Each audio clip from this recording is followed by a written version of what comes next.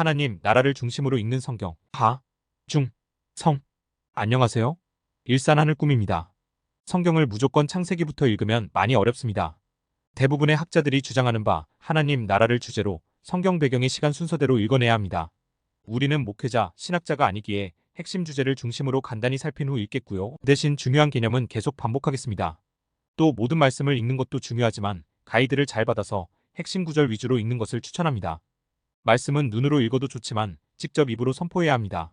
내 귀에 들려줘서 영의 말씀으로 몸의 행실을 죽이고 또 선한 것을 세우는 최고의 방법이기 때문입니다. 함께하는 분들의 샬롬을 기원합니다. 참고로 번호는 교재의 페이지 번호입니다. 하중성입니다. 네, 어제 예레미야 31장 35절로 마쳤지요. 여호와께서 이와 같이 말씀하셨느니라. 그는 해를 낮의 빛으로 주셨고 달과 별들을 밤의 빛으로 정하였고 바다를 뒤흔들어 그 파도로 소리치게 하나니 그의 이름은 만군의 여호와니라. 이 법도가 내 앞에서 패할진대 이스라엘 자손도 내 앞에서 끊어져 영원히 나라가 되지 못하리라. 여호와의 말씀이니. 이 말씀과 관련해서 요즘 많이 시끄러운 이스라엘 문제가 생각나게 되는데요.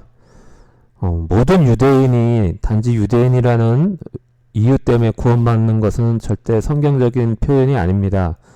그러나 하나님이 민족 단위로 유대인과 맺은 그 언약은 이 본문의 말씀처럼 절대 폐하여지지 않는다고 우리는 믿습니다. 왜냐하면 성경이 그렇게 말하기 때문입니다. 내가 유대인을 싫어하고 좋아하고 개인적 선호의 문제가 아니라 이건 하나님의 하나님 되심의 문제이기 때문입니다. 관련돼서 제가 좀 말씀을 적어봤습니다. 하나님의 주권 문제입니다. 자, 사무엘상 2장 6절 여호와는 죽이기도 하시고 살리기도 하시며 스올에 내리기도 하시고 거기서 올리기도 하시는도다. 여호와는 가난하게도 하시고 부하게도 하시며 낮추기도 하시고 높이기도 하시는도다. 가난한 자를 진토에서 일으키시며 빈궁한 자를 거름더미에서 올리사 기족들과 함께 앉게 하시며 영광의 자리를 차지하게 하시는도다. 땅의 기둥들은 여호와의 것이라. 여호와께서 세계를 그것들 위에 세우셨도다. 그가 그의 거룩한 자들의 발을 지키실 것이요 악인들을 흑암 중에서 잠잠하게 하시리니 힘으로는 이길 사람이 없음이로다.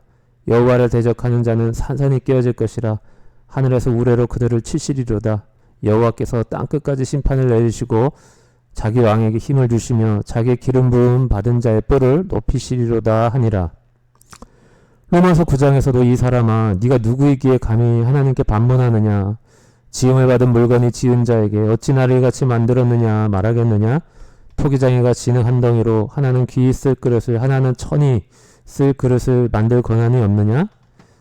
욥기에도 나오죠. 하나님의 1000가지 질문에 단 한 가지도 대답하지 못하는 욥. 자, 욥이 그렇게 고백합니다. 볼지어다 하나님께 징계받는 자에게는 복이 있나니 그런즉 너는 전능자의 징계를 업신여기지 말지니라. 하나님은 아프게 하시다가 싸매시며 상하게 하시다가 그의 손으로 고치시나니. 하나님이 하신다 하면 그건 하시는 겁니다. 하나님보다 자기를 더 높이시는 분이 없기를 바랍니다. 신의 산 언약과 왕, 언약의 왕 메시아, 마태복음 16장 16절 주는 그리스도시요 살아계신 하나님의 아들이로 소이다. 신의 산 언약을 중심으로 한 다윗 언약이죠. 아브라함의 언약을 이룬 그 다윗에게 세계 선교의 제사장 역할을 지위를 이제 부여하죠. 이래서 아브라함과 다윗이 연결됩니다. 아브라함과 다윗의 자손 예수 그리스도의 세계라. 지금 그걸 설명하고 있죠. 네. 그래서 그건 다 예수야를 가리키는 것이다. 아브라함의 언약을 이룬 자, 열방을 유업으로 받게 된다. 다윗이 이제 열방을 유업으로 받아야 됐지만 거의 못했죠. 그러나 다윗의 자손으로 오신 예수야는 그것을 반드시 이루십니다. 어떻게? 세계 선교를 통해서 이루시지요. 자, 사무엘하 7장 나는 그에게 아버지가 되고 그는 내게 아들이 되리니. 자, 시편 2편 내가 나의 왕을 내 거룩한 상 시온에 세웠다 하시리로다. 내가 여호와의 명령을 전하노라. 여호와께서 내게 이르시되 너는 내 아들이라. 오늘 내가 너를 낳았도다. 내게 구하라. 내가 이방 나라를 내 유업으로 주니 네 소유가 땅 끝까지 이르리로다. 네가 철장으로 그들을 깨뜨리며 질그릇같이 부수리라 하시도다. 자, 메시아에 대해서 말씀드리고 있는 것입니다. 메시아는 하나님의 아들이면서 유대인 이스라엘의 왕이신 분입니다. 그렇죠? 자, 마태복음 26장 예수께서 침묵하시거늘 대제사장이 이르되 내가 너를 살아계신 하나님께 맹세하게 하노니 네가 하나님의 아들 그리스도인지 우리에게 말하라.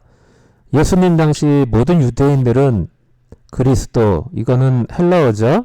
기름 부음 받았다.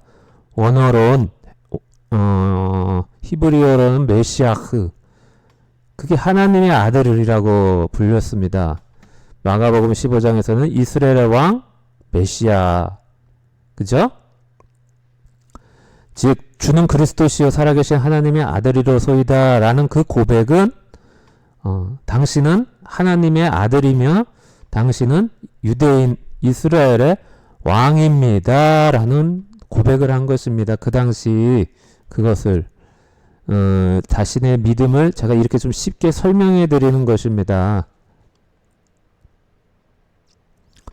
요한복음 10장 31절 너희로 예수께서 하나님의 아들 그리스도이심을 믿게 하려 하며 또 너희로 믿고 그 이름을 힘입어 생명을 얻게 하려 함이니라.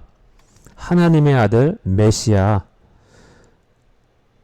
마태복음 26장 아까 했죠. 예수께서 침묵하시거늘 대제사장이 이르되 내가 너로 살아계신 하나님께 맹세하게 하노니 네가 하나님의 아들 메시아인지 우리에게 말하라. 성경은 메시아라는 단어, 그리스도 메시아라는 단어의 뜻을 하나님의 아들, 근데 그것은 시편 또 사무엘상에서 근원을 찾을 수 있다 말씀드리고 있습니다. 마태복음 10장 43절 너희 중에는 그렇지 않을지니 너희 중에 누구든지 크고자 하는 자는 너희를 섬기는 자가 되고 너희 중에 누구든지 으뜸이 되고자 하는 자는 모든 사람의 종이 되어야 하리라.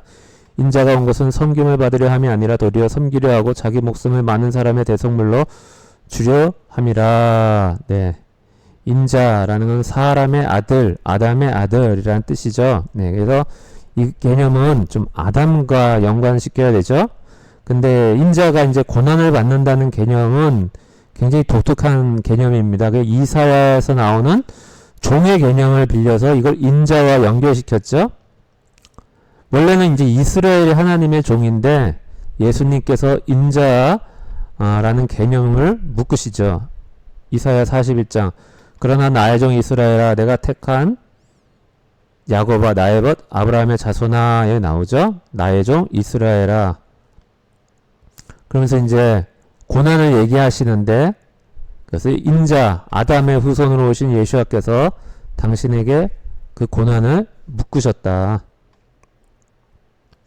즉 예수님은 왕이신데 어떠한 왕이냐면 섬기는 왕이다. 그 시내산 언약을 중심으로 한 다윗 언약, 아브라함 언약을 이룬 다윗 왕에게 세계 선교의 제사장 지위 역할을 부여하죠. 예수님께서 아브라함의 언약을 이루신 땅에서 이루죠. 그래서 다윗 왕, 이건 예표라고 했죠. 예수님이 진짜 왕이시죠. 그래서 이제 세계 선교의 역할을 이제 제자들에게 명령하시죠. 모든 족속으로 제자를 삼으라. 그 이유는 시편 2편에서 내가 나의 왕을 내 거룩한 상 시온에 세웠다. 내가 여호와의 명령을 전하노라. 여호와께서 내게 이르시되 너는 내 아들이라. 오늘 내가 너를 낳았도다. 내게 구하라. 내가 이방 나라를 내 유업으로 주리니 네 소유가 땅끝까지 이르리로다 하셨기 때문입니다. 시편 72편에서도 모든 왕이 그의 앞에 부복하며 모든 민족이 다 그를 섬기리로다 하셨기 때문에 제자들이 나가서 선교 사역을 감당한 것이죠. 우리도 새 예루살렘 백성으로서 그 역할을 역시 해야 되는 것이고요. 그죠? 그 왕은 신적 지위를 가지고 있어요. 그죠? 그래서 열방을 돌아오게 하는 역할을 가지고 있습니다. 그 왕은 소위 슈퍼 이스라엘인이 아니라 모델 이스라엘인이 되어야 하죠. 다시 말합니다. 섬기는 왕으로 그분은 오셨습니다. 이제 새 언약이 예레미야에 의해서 새로운 가지가 일어나고 예레미야서 33장 15절 그날 그때 내가 다윗에게 한 공의로운 가지가 나게 하리니 그가 그 땅에 이 땅의 정의와 공의를 실행할 것이라. 예수님을 가리키죠. 정의와 공의, 성경이 아주 중요한 가치관입니다. 네, 계속해서 십계명은 안 지키는 것이 어렵습니다. 지키는 것이 쉽습니다. 신명기 4장 너희는 지켜 행하라. 이것이 여러 민족 앞에서 너희의 지혜요 너희의 지식이라. 그들이 이 모든 규례를 듣고 이르기를 이 큰 나라 사람은 과연 지혜와 지식이 있는 백성이로다 하리라. 우리 하나님 여호와께서 우리가 그에게 기도할 때마다 우리에게 가까이 하신과 같이 그 신이 가까이 함을 얻은 큰 나라가 어디 있느냐. 오늘 내가 너희에게 선포하는 이 율법과 같이 그 규례와 법도가 공의로운 큰 나라가 어디 있느냐. 예. 많은 분들이 율법에 대해서 오해하는데 바울의 영향이 크겠지만 율법이 모두 다 악한 기능만 하는 것이 아니죠. 이 율법은 우리로 하여금 창조주 그리고 구원자 하나님을 찾게 만드는 기능이 첫 번째입니다. 그러나 또한 이 계명을 지키면은 탁월하게 하시는 그 기능이 있습니다. 바울은 전자만 강조하신 거고요. 왜냐하면 구원 사역을 해야 되니까. 그죠? 율법에 대해서 오해를 하시면 안 되죠? 자, 우상 숭배라는 건 질서를 바꾸는 것입니다. 영혼과 비영혼을 바꾸는 것입니다. 이 율법 반대 표현으로 율법은 질서를 지키는 것이죠. 네. 영원한 이 땅, 비영원한 이 땅에서 영원한 것으로 이어지는 통로, 그 삶의 패턴, 그게 율법에 숨겨져 있습니다.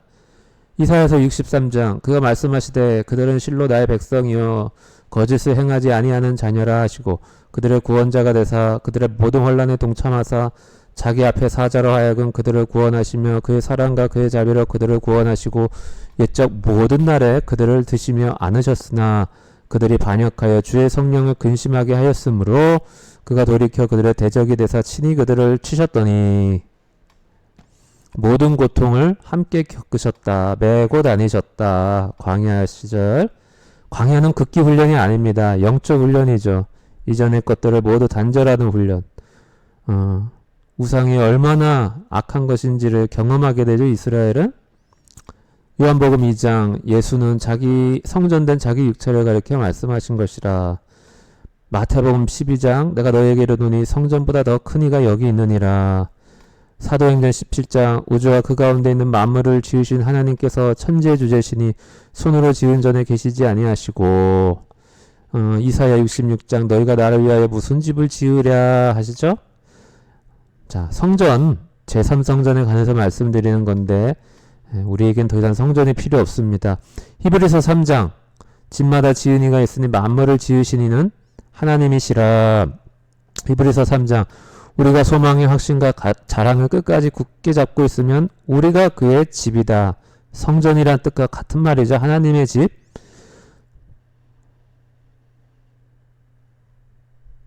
히브리서 3장 6절 그리스도는 하나님의 집을 맡은 아들로서 그와 같이 하셨으니 우리가 소망의 확신과 자랑을 끝까지 굳게 잡고 있으면 우리는 그의 집이다.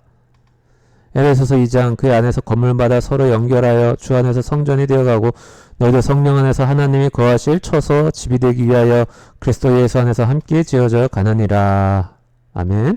히브리서 8장 이 장막은 주께서 세우신 것이요 사람이 세운 것이 아니니라. 구약의 성막을 가리키죠. 그것도 모형입니다. 완전한 영원한 것이 아니죠. 틀린 것이 아니라 완전한 것이 아니다. 그림자다. 할례도 안식일도 다 그렇습니다. 그림자입니다. 히브리서 10장 그 길은 우리를 위하여 휘장 가운데로 열어놓으신 새로운 살 길이요 휘장은 곧 그의 육체니라.